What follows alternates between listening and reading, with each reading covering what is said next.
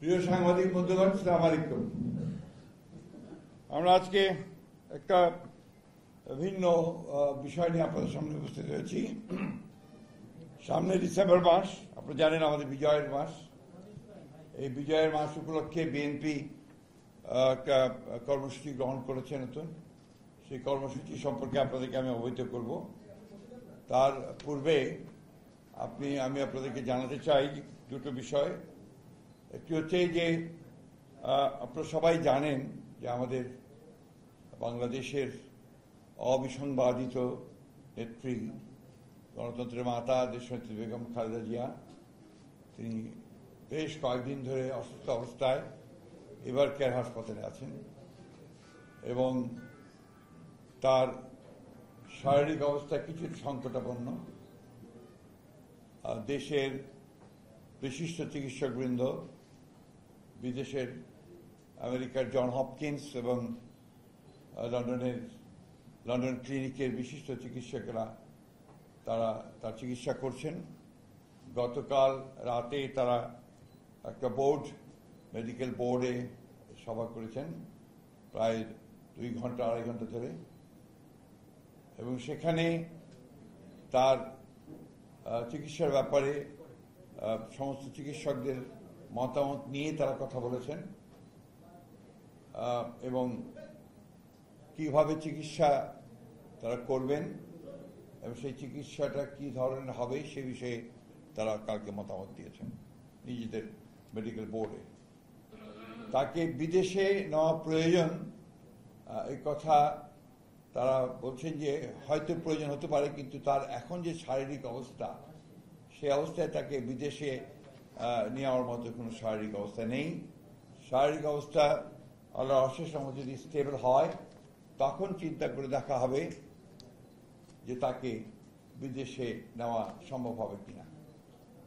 তবে বিদেশে নেওয়ার জন্য যে প্রয়োজনীয় বিষয়গুলো রয়েছে, আপনার ভিসা, অন্যান্য দেশের সঙ্গে যেসব দেশে যাওয়ার সম্ভব হতে পারে সেসব দেশের সঙ্গে যোগাযোগ করা এবং এর অ্যাম্বুলেন্সের ব্যাপারগুলো নিয়ে যথেষ্ট আলোচনা হয়েছে এবং সেগুলো মোটামুটি কাজ এগিয়ে আছে। অর্থাৎ যদি আপনার প্রয়োজন হয় এবং যদি দেখা যায় যে she is ready to fly, তখন তাকে নিয়ে যাওয়ার ব্যাপারে খুব দ্রুত সিদ্ধান্ত নেওয়া সম্ভব হবে। আরেকটি বিষয় যেটা আমি আপনাদের মাধ্যমে গোটা দেশবাসীর কাছে জানাতে চাই, যে স্বাভাবিকভাবেই দেশনেত্রী বেগম খালেদা জিয়া এই দেশের সবচেয়ে জনপ্রিয় নেত্রী এবং তার অসুস্থতায় সব মানুষই উদ্বিগ্ন, উৎকণ্ঠিত এবং অসংখ্য মানুষ হাসপাতালে ভিড় করছেন। এতে করে হাসপাতালের কর্তৃপক্ষ এবং চিকিৎসকরা অত্যন্ত বিব্রত বোধ করছেন। তারা চিকিৎসা কার্য চালাতে ম্যাডামেরটাও এবং একসঙ্গে অন্যান্য যারা রোগী আছে তাদের সেখানে বিঘ্ন সৃষ্টি করা হচ্ছে। আপনাদের মাধ্যমে আমি সকলের কাছে অনুরোধ জানাতে চাই যে আপনারা কেউ দয়া করে হাসপাতালে ভিড় করবেন না। অনুগ্রহ করে বিএনপি নেতা কর্মী, তার শুভাকাঙ্ক্ষী বা দেশের মানুষ, তারা দয়া করে হাসপাতালে ভিড় করবেন না। আমরা সময় মতো আপনাদেরকে তার হেলথ বুলেটিন সম্পর্কে জানানো হবে, সেটা আপনারা জানবেন, কিন্তু আবার অনুরোধ করছি দয়া করে কেউ সেখানে উপস্থিত হবেন না। প্রিয় সাংবাদিক বন্ধুগণ, বিসমিল্লাহির রহমানির রহিম। দেশব্যাপী বিজয়ের মাসে বিজয় মশাল রোড শো কর্মসূচি উদযাপন উপলক্ষে আমি আপনাদের সামনে বিষয়টিকে তুলে ধরছি। এটা শুরু হবে বাংলাদেশের, মাফ করবেন, শুরুতেই বাংলাদেশের গৌরবের 55তম মহান বিজয় দিবস 2025 উপলক্ষে আপনাদেরকে আন্তরিক শুভেচ্ছা জানাচ্ছি। আপনাদের মাধ্যমে দেশবাসীকেও জানাই পরাধীনতার শৃঙ্খল মুক্তির অভিনন্দন। প্রিয় সাংবাদিক বন্ধুগণ, দীর্ঘ 23 দশকের বেশি সময় ধরে গণতান্ত্রিক অধিকার হারা জনগণ ফ্যাসিবাদী শাসন শোষণে অত্যাচারিত হয়েছেন। ফ্যাসিবাদ বিরোধী ধারাবাহিক আন্দোলন সংগ্রামের জেরে শেষ পর্যন্ত হাজারো শহীদের আত্মত্যাগের বিনিময়ে 2024 সালে দেশ ফ্যাসিবাদ মুক্ত হয়েছে। গণতন্ত্রকামী স্বাধীনতাপ্রিয় দেশবাসীর কাছে ফ্যাসিবাদ মুক্ত বাংলাদেশে বিজয়ের আনন্দ ভিন্ন মাত্রা যোগ করেছে। দেশ এবং জনগণের বিজয়ের এই আনন্দঘন উপলক্ষে মাফ করবেন, দেশ ও জনগণের বিজয়ের এই আনন্দঘন উপলক্ষ আরো বর্ণিল, আনন্দময় এবং অর্থবহ করতে এবারও বাংলাদেশ জাতীয়তাবাদী দল বিএনপি সারা দেশে সাড়ম্বরে গৌরবের ৫৫তম মহান বিজয় দিবস উদযাপন করতে আলোচনা সভা, বিজয়ের রোড শো সহ মাসব্যাপী বিস্তারিত কর্মসূচি গ্রহণ করেছে। কর্মসূচির অংশ হিসেবে বিএনপির উদ্যোগে ১ ডিসেম্বর থেকে ১৬ ডিসেম্বর পর্যন্ত দেশব্যাপী অনুষ্ঠিত হবে বিশেষ কর্মসূচি বিজয়ের মাসে বিজয় মশাল রোড শো। বিজয়ের মাসে বিজয় মশাল রোড শো সম্পর্কে আপনাদের সামনে বিস্তারিত তুলে ধরতেই আপনাদের সঙ্গে আজকের এই সংবাদ সম্মেলন। প্রিয় সাংবাদিক বন্ধুগণ, আপনারা জানেন ১৯৭১ সালের মার্চ মাসে চট্টগ্রামের কালুরঘাট বেতার কেন্দ্র থেকে স্বাধীনতার ঘোষণা দিয়েছিলেন তৎকালীন মেজর জিয়াউর রহমান। সুতরাং কালুরঘাট আমাদের স্বাধীনতা মুক্তিযুদ্ধের অনিবার্য অংশ। এই ঐতিহাসিক কালুরঘাট বেতার কেন্দ্র থেকেই শুরু হবে এবারে বিএনপির বিজয় মাস উদযাপন কর্মসূচি। ১ ডিসেম্বর বাংলাদেশের স্বাধীনতা এবং মুক্তিযুদ্ধের ইতিহাসে স্মৃতি বিজড়িত ঐতিহাসিক স্থান চট্টগ্রামের কালুরঘাট বেতার কেন্দ্র থেকে বিজয় মশাল যাত্রা শুরু করবে। মশাল মিছিল কালুরঘাট বেতার কেন্দ্র থেকে যাত্রা শুরু করে একই দিন চট্টগ্রামের বিপ্লব উদ্যানে পৌঁছাবে। বিজয় মিছিলের মশাল বহন করবেন ১৯৭১ সালের একজন বিশিষ্ট মুক্তিযোদ্ধা এবং ২০১৪ সালের একজন জুলাই যোদ্ধা। মাফ করবেন, আপনারা লিখছেন ২৪, হ্যাঁ ২৪ হবে, ১৪ না, মাফ করবেন।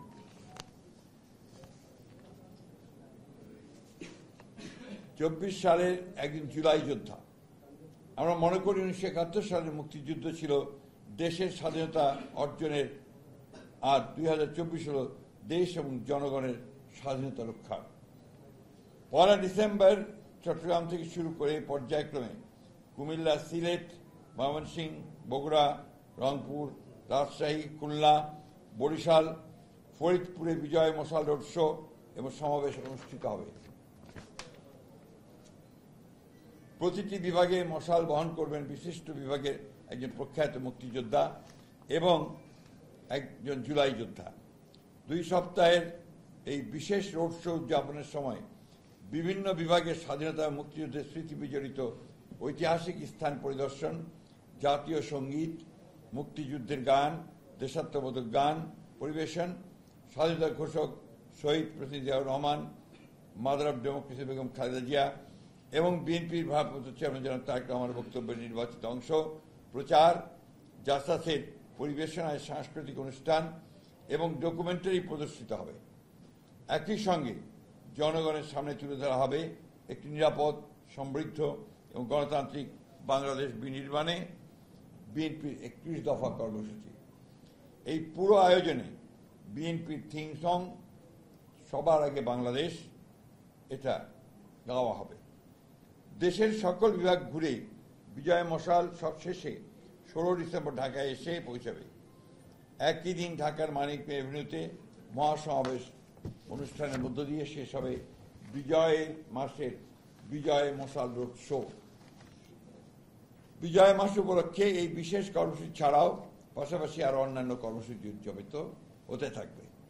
প্রিয় সাংবাদিক বন্ধুগণ, ১৯৭১ সাল থেকে আজ পর্যন্ত লাখো মানুষ শহীদ হয়েছেন, লাখো প্রাণের বিনিময়ে ৭১-এর স্বাধীন বাংলাদেশ, ৭৫-এর ৭ নভেম্বর এর আধিপত্যবাদ বিরোধী তাবেদার মুক্ত বাংলাদেশ, ৯০-এর স্বৈরাচার বিরোধী বাংলাদেশ এবং ২০২৪-এর ফ্যাসিবাদ বিরোধী বাংলাদেশ।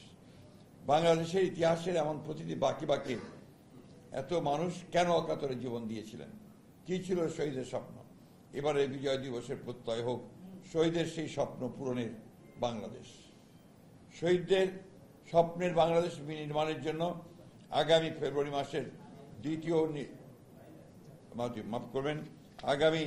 ফেব্রুয়ারি মাসের জাতীয় নির্বাচন দেশের স্বাধীনতা প্রিয় গণতন্ত্রকামী জনগণের সামনে এক বিশাল সুযোগ। সুপ্রিয় সাংবাদিক বন্ধুগণ, আপনাদের মাধ্যমে আমাদের এই উদ্যোগ দেশবাসীর কাছে পৌঁছে যাবে বলে আশা করছি। এতক্ষণ আমার বক্তব্য শোনার জন্য আপনাদেরকে ধন্যবাদ। বাংলাদেশ জিন্দাবাদ, বাংলাদেশ জাতীয়তাবাদ জিন্দাবাদ। ধন্যবাদ। আসসালামু আলাইকুম।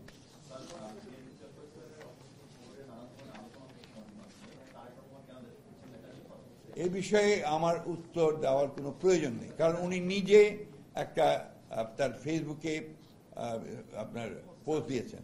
এরপরে আর আমার কথা এখানে কিছু বলেন নেই।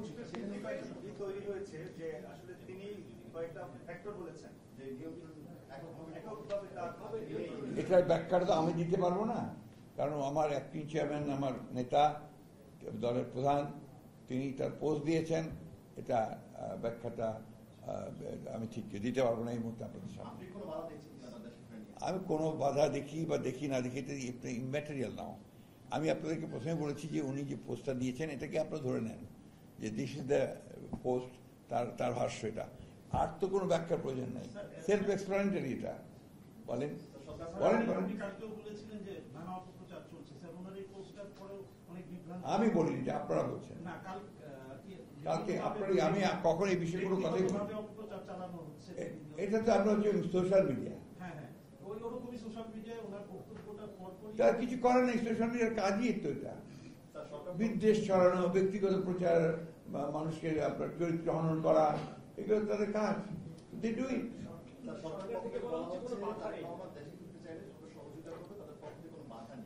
কারো কোথাও বাধা নেই। এটা তো উনি তো বলেই দিয়েছেন, আপনারা সেটাকেই নেন না কেন? আপনারা আবার আমার কাছ থেকে শুনতে যাচ্ছেন কেন ভাই?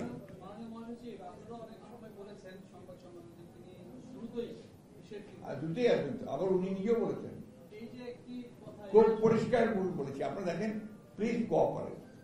আপনাদেরকে আমি বলেছি যে উনি একটা নিজে একটা স্ট্যাটাস দিয়েছেন। এরপরে প্লিজ আমার কথা শেষ করতে দেন। এরপরে আর আপনার কোনো কথা থাকতে পারে না। জি, আর উনি এখানে উপস্থিত নেই, এই ধরনের প্রশ্ন আর আসা উচিত না বলে আমার মনে হয়। সারাদিনই আমরাও ছিলাম, বিভিন্ন লোকজনের উৎকণ্ঠা আছে খালেদা জিয়ার শারীরিক ব্যাপারে। ডাক্তারদের তরফ থেকে কোনো আমরা পাবেন, যথা সময়ে পাবেন। যখন বিভিন্ন কথা বলছে, আপনি কনক্রিট কিছু বলতে পারেন কি? বললাম তো আপনাকে, তো আমি ডিটেলস বললাম তো। এখন আমি প্রথমেই বলেছি, আপনি বলতে খেয়াল করেননি। Anything else? No. Thank you.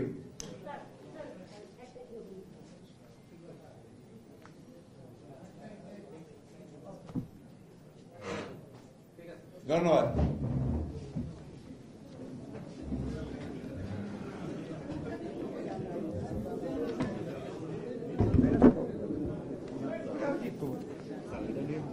না ব্যাপারটা কি তাই না?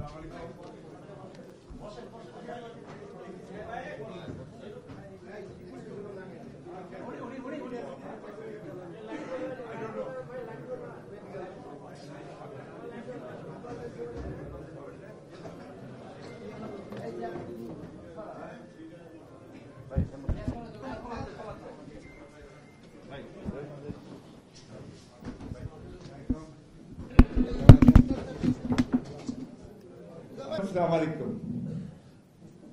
আমরা আজকে একটা ভিন্ন বিষয় নিয়ে আপনাদের সামনে উপস্থিত হয়েছি। সামনে ডিসেম্বর মাস, আপনারা জানেন আমাদের বিজয়ের মাস। এই বিজয়ের মাস উপলক্ষে বিএনপি একটা কর্মসূচি গ্রহণ করেছে নতুন। সেই কর্মসূচি সম্পর্কে আপনাদেরকে আমি অবহিত করব। তার পূর্বে আমি আপনাদেরকে জানাতে চাই দুটো বিষয়। একটি হচ্ছে যে আপনারা সবাই জানেন যে আমাদের বাংলাদেশের অবিসংবাদিত নেত্রী, গণতন্ত্রের মাতা দেশনেত্রী বেগম খালেদা জিয়া, তিনি বেশ কয়েকদিন ধরে অসুস্থ অবস্থায় এবার কেয়ার হাসপাতালে আছেন এবং তার শারীরিক অবস্থা কিছুটা সংকটাপন্ন।